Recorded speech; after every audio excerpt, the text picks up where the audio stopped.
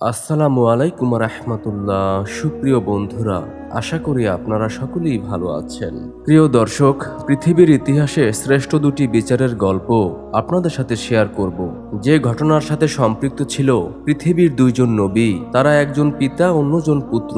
একজন হযরত দাউদ আলাইহিসসালাম এবং অন্যজন হযরত সুলাইমান আলাইহিসসালাম। প্রিয় দর্শক, আপনি জীবনে হাজারো নাটক, সিনেমা দেখেছেন, অনেক গল্প শুনেছেন, কিন্তু মহান রাব্বুল আলামিনের ঘটানো এই ঘটনা এত বেশি থ্রিলি যে প্রতি মুহূর্তে আপনার মনে হবে কি থেকে কি হতে যাচ্ছে। আপনি চোখ বুজে বলবেন আল্লাহু আকবার। প্রিয় দর্শক মণ্ডলী, অনুরোধ করছি ভিডিওটি না টেনে সম্পূর্ণ ভিডিওটি দেখার জন্য।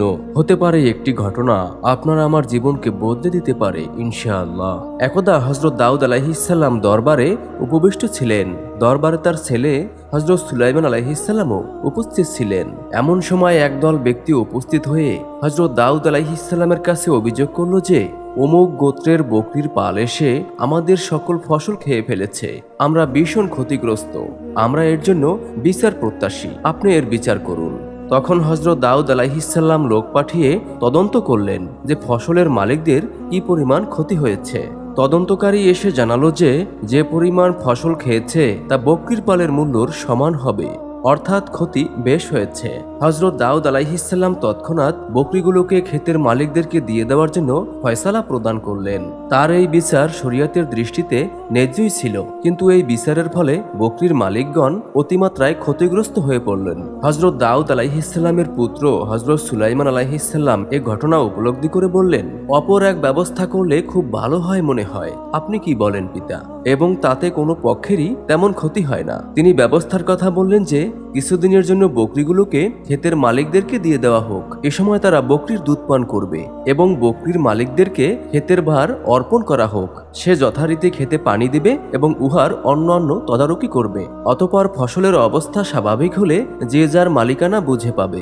আর এর ফলে যে ফসলের ক্ষতি হলো সে ফসলও ফিরে পেল।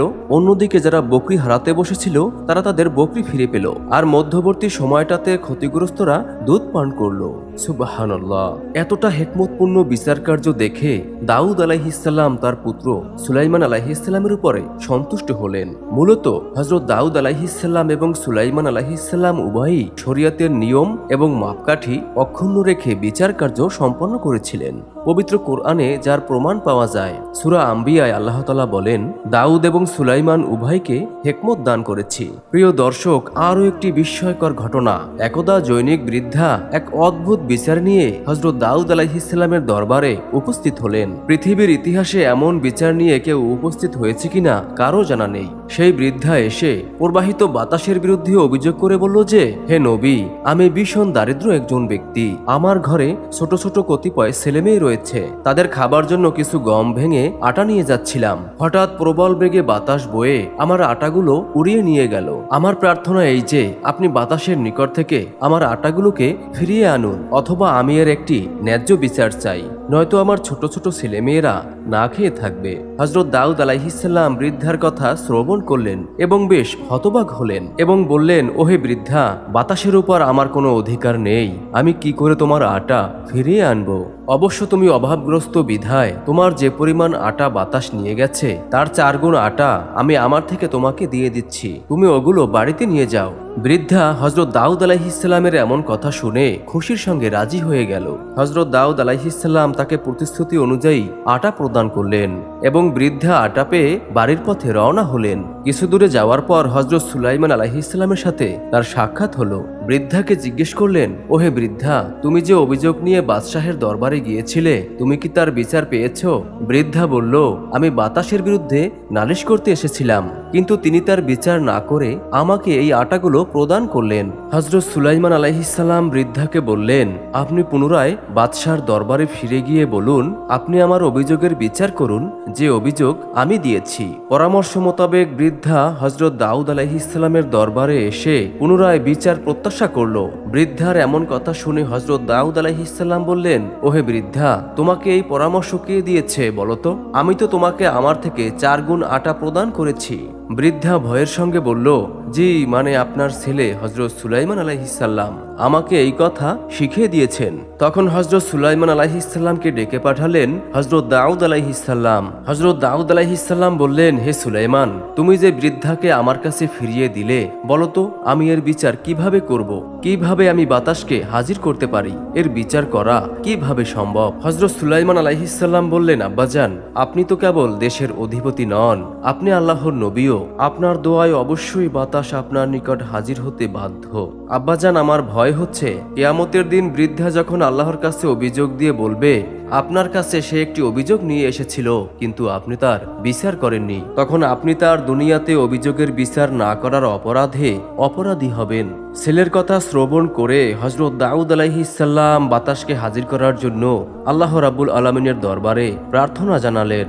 মহান আল্লাহ তাআলা সাথে সাথে তার নবীর প্রার্থনা মঞ্জুর করে বাতাসকে তার দরবারে হাজির করলেন। বৃদ্ধার অভিযোগ সম্পর্কে বাতাসের কি বলার আছে জানতে চাইলে বাতাস বলল, আমি আমার ইচ্ছায় কিছুই করিনি, আমি যা কিছু করেছি আল্লাহ তাআলা রাব্বুল আলামিনের হুকুমই করেছি। প্রিয় শ্রোতা মণ্ডলী, ঘটনাটি কেমন ছিল এখন শুনুন। সত্যি অবাক করা ঘটনা। আল্লাহু আকবার। আল্লাহর হিকমতের শেষ নেই। ঘটনাটির রহস্য হলো, একটি বিশাল জাহাজ সাগর পথে পাড়ি দিচ্ছিল। হঠাৎ উক্ত জাহাজের তলদেশে একটি ছিদ্র হয়ে জাহাজটি ডুবে যাওয়ার উপক্রম হয়ে যায়। তখন জাহাজে থাকা যাত্রীরা কান্নাকাটি শুরু করে দিল এবং আল্লাহ তাআলার দরবারে এই বলে মানত করল যে, হে আল্লাহ, আপনি আমাদের প্রাণ রক্ষা করলে এই জাহাজে থাকা সমস্ত মাল আমরা আল্লাহর রাস্তায় বিলিয়ে দেব। তখন আল্লাহ তাআলার হুকুমে এই বৃদ্ধার আটা উড়িয়ে নিয়ে সেই জাহাজের তলদেশের ছিদ্রপথ বন্ধ করে দিয়েছি। তখন নিশ্চিত বিপদ থেকে জাহাজ এবং যাত্রীরা উভয়ই রক্ষা পেয়েছে। অতঃপর কিছুদিন পর একটি জাহাজ এসে সাগর পাড়ে নোঙর করলো। মজার ব্যাপার হলো, সেটি হযরত দাউদ আলাইহিস সালামের সিংহাসনের কাছেই ছিল। খবর পেয়ে হযরত দাউদ আলাইহিস সালাম সেখানে উপস্থিত হলেন। জাহাজে থাকা সমস্ত যাত্রীরা বলল, হুজুর, এই জাহাজে থাকা সমস্ত মাল আমরা আল্লাহর রাস্তায় দান করে দিব, আপনি উহা গ্রহণ করুন এবং যথাস্থানে দান খয়রাত করে দিন। হযরত দাউদ আলাইহিস সালাম আল্লাহ রাব্বুল আলামিনের দরবারে হাত তুলে ফরিয়াদ জানালেন, হে আল্লাহ, আপনি কত মহান, আপনি কত হিকমতের অধিকারী। তিনি এই মালের কিছু অংশ বৃদ্ধাকে দিলেন এবং বাকিগুলো অন্যান্য অসহায় এবং গরিব মানুষের মাঝে বিলিয়ে দিলেন। অতঃপর হযরত দাউদ আলাইহিস সালাম বৃদ্ধাকে বললেন, ও হে বৃদ্ধা, বলো তো তুমি কি এমন আমল করেছো যে কারণে দুনিয়ার কোনো ব্যক্তির কাছ থেকে না নিয়ে, ক্ষেত থেকে আটা না নিয়ে, তোমার আটা নিয়ে ওই জাহাজের ছিদ্রপথ বন্ধ করে দিয়েছেন?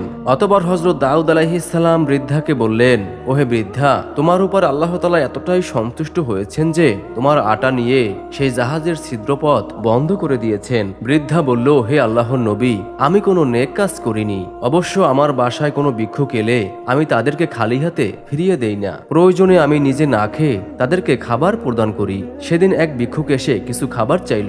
সবাই খাবার পর আমার নিজের জন্য 2টি রুটি ছিল। এক ভিক্ষুক এসে কিছু খাবার চাইলে আমার নিজের জন্য রাখা রুটি দুটো তাকে দান করে দেই। সে রুটি খাওয়ার পরে বলল, কি রুটি দিলে? পেট তো খালিই পড়ে রইল। তখন তাকে আমি বললাম, ঘরে আর দেওয়ার মতো কিছুই নেই, তবে কিছু গম আছে, আমি সেগুলো ভাঙিয়ে নিয়ে আসি, তুমি যদি অপেক্ষা করতে পারো তাহলে খেতে পারবে। তখন আমি গম ভাঙানোর জন্য বের হলাম। গম ভাঙিয়ে ফেরার পথে বাতাস আমার সমস্ত আটা উড়িয়ে নিয়ে গিয়েছে। আমি এখন বুঝতে পারলাম আমার উক্ত কাজের ফলে মহান আল্লাহ তাআলা খুশি হয়েই আমাকে উক্ত মালগুলো দান করেছেন। সুপ্রিয় দর্শক, আজকের ভিডিওটি এই পর্যন্তই। ভিডিওটি ভালো লাগলে আমাদের চ্যানেলটি সাবস্ক্রাইব করে পাশে থাকা বেল আইকনটি অন করে দিন এবং ইসলাম প্রচারের স্বার্থে ভিডিওটি বেশি বেশি শেয়ার করুন। সবাই ভালো থাকুন, সুস্থ থাকুন। আল্লাহ হাফেজ।